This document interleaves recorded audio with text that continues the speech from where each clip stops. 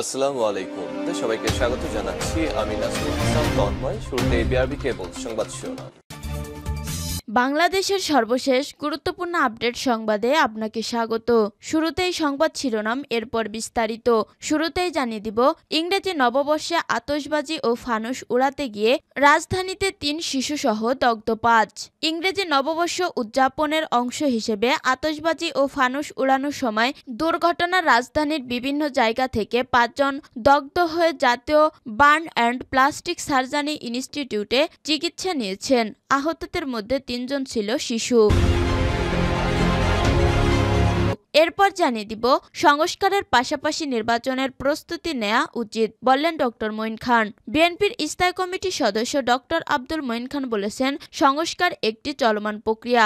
আগে সংস্কার পরে নির্বাচন, এসব বক্তব্য কোনো অর্থ বহন করে না। সংস্কারের পাশাপাশি নির্বাচনের প্রস্তুতি নেওয়া উচিত। এদিকে বাণিজ্য মেলার উদ্বোধনী অনুষ্ঠানে প্রধান উপদেষ্টা রাজধানীর পূর্বাঞ্চলে ২৯তম ঢাকা আন্তর্জাতিক বাণিজ্য মেলার ডিআইটিএফ ২০২৫ উদ্বোধনী অনুষ্ঠানে যোগ দিয়েছেন অন্তর্বর্তী সরকারের প্রধান উপদেষ্টা অধ্যাপক ডক্টর মোহাম্মদ ইউনূস। বুধবার ১ জানুয়ারি সকালে মেলার উদ্বোধনী অনুষ্ঠানে যোগ দেন তিনি। এরপর জানিয়ে দিব, চাঁদাবাজি ২ মামলায় কামরুল ইসলামের ৪ দিনের রিমান্ড। কামরাঙ্গীরচর থানার পৃথক ২ মামলায় সাবেক খাদ্যমন্ত্রী কামরুল ইসলামের ২ দিন করে ৪ দিনের রিমান্ড মঞ্জুর করেছেন আদালত। বুধবার ১ জানুয়ারি সকালে ঢাকার মেট্রোপলিটন ম্যাজিস্ট্রেট বেলাল হোসাইনের আদালত শুনানি শেষে রিমান্ডের আদেশ দেন তিনি। এরপর জানিয়ে দিব, বই বিতরণ নিয়ে ষড়যন্ত্র হচ্ছে, বলেন শিক্ষা উপদেষ্টা। বই বিতরণ নিয়ে ষড়যন্ত্র হচ্ছে বলে মন্তব্য করেছেন অন্তর্বর্তী সরকারের শিক্ষা উপদেষ্টা ওয়াহিদ উদ্দিন মাহমুদ। বুধবার ১ জানুয়ারি সকালে রাজধানীর আন্তর্জাতিক মাতৃভাষা ইনস্টিটিউটে আয়োজিত এক অনুষ্ঠানে তিনি এসব কথা বলেন। এবং সর্বশেষ জানিয়ে দিব, নববর্ষের বার্তায় যা বলেন এরদোয়ান। তুরস্কের প্রেসিডেন্ট রিসেপ তাইপ এরদোয়ান নববর্ষের বার্তায় সিরিয়া ও ফিলিস্তিনের শান্তি প্রতিষ্ঠার প্রতিশ্রুতি দিয়েছেন। তিনি বলেছেন, সিরিয়া ও ফিলিস্তিনের শান্তি, স্থিতিশীলতা এবং সমৃদ্ধির নতুন যুগ সৃষ্টিতে প্রয়োজনীয় সব ধরনের সহায়তা দেবে তুর্কি। ২০২৪ সালের শেষ দিন মঙ্গলবার ৩১ ডিসেম্বর নববর্ষ উপলক্ষে দেয়া এক বার্তায় এরদোয়ান এসব কথা বলেন। আনাদোলু এজেন্সির প্রতিবেদনে বলা হয়েছে, তুর্কি প্রেসিডেন্ট অফিসিয়াল এক্স অ্যাকাউন্টের বার্তাটি প্রচার করা হয়। এতে আগামী বছরের জন্য তুর্কি প্রশাসনের অগ্রাধিকার বিষয়ের রূপরেখা দেওয়া হয়েছে। প্রিয় দর্শক, এতক্ষণ শুনছিলেন সংবাদ শিরোনাম, এরপর বিস্তারিত। তবে তার আগে বন্ধু জানিয়ে দিন, আপনি কোন স্থান থেকে আমাদের সংবাদটি দেখছেন এবং শুনছেন। জানিয়ে দিন এই সংবাদ সম্পর্কে আপনার মূল্যবান মতামত। আর বন্ধু, আপনি যদি আমাদের চ্যানেলে নতুন হয়ে থাকেন, তাহলে ভিডিওটি দেখতে দেখতে চ্যানেলটি সাবস্ক্রাইব করে রাখুন, যাতে করে আমাদের পরবর্তী সংবাদগুলো সবার আগে আপনার কাছে পৌঁছে যায়। এবারে বিস্তারিত। ইংরেজি নববর্ষে আতশবাজি ও ফানুস উড়াতে গিয়ে রাজধানীতে ৩ শিশুসহ দগ্ধ ৫। ইংরেজি নববর্ষ উদযাপনের অংশ হিসেবে আতশবাজি ও ফানুস উড়ানোর সময় দুর্ঘটনায় রাজধানীর বিভিন্ন জায়গা থেকে ৫ জন দগ্ধ হয়ে জাতীয় বার্ন অ্যান্ড প্লাস্টিক সার্জারি ইনস্টিটিউটে চিকিৎসা নিয়েছেন। আহতদের মধ্যে ৩ জন শিশু। এর মধ্যে ফারহান ৮ নামে এক শিশুর শরীরের ১৫% দগ্ধ হয়েছে এবং তাকে হাসপাতালে ভর্তি করা হয়েছে। বাকি ৪ জন শ্যাম মল্লিক ১২, তাফসির ৩, সেন্টুর ৪৫ এবং সম্রাট ২০ প্রাথমিক চিকিৎসা নিয়ে হাসপাতাল ছেড়েছেন। তাদের দগ্ধের পরিমাণ ১% মতো বলে জানানো হয়েছে। তবে তাদের দুর্ঘটনার সঠিক বিবরণ এখনো জানানো যায়নি।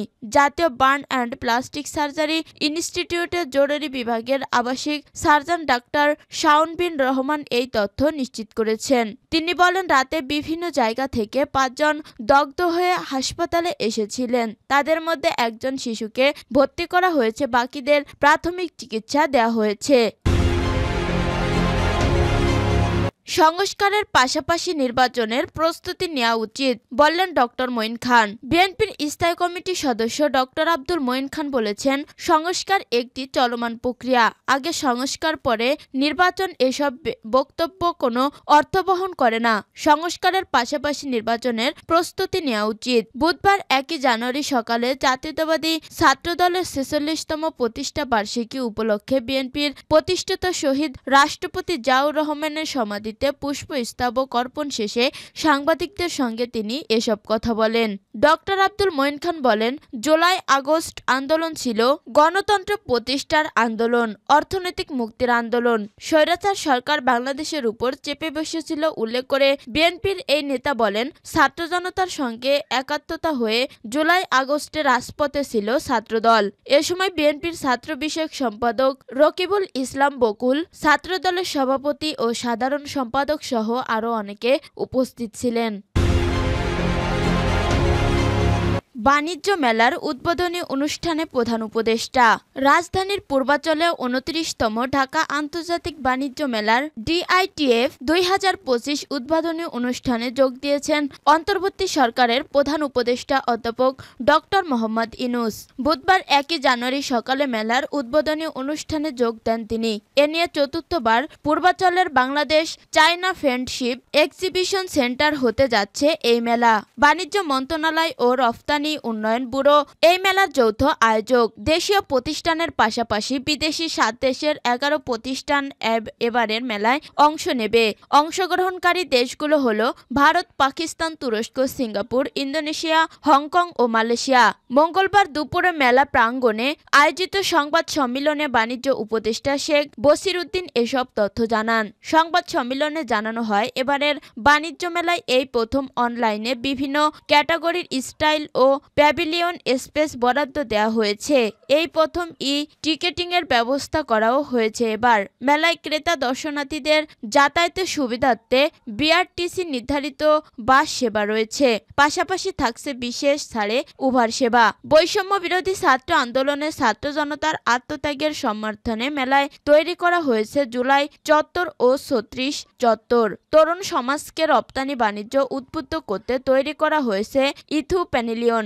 মেলায় এবছর প্রথম সম্ভাবনাময় খাত পণ্যভিত্তিক সেমিনার আয়োজিত উদ্যোগ নেওয়া হয়েছে।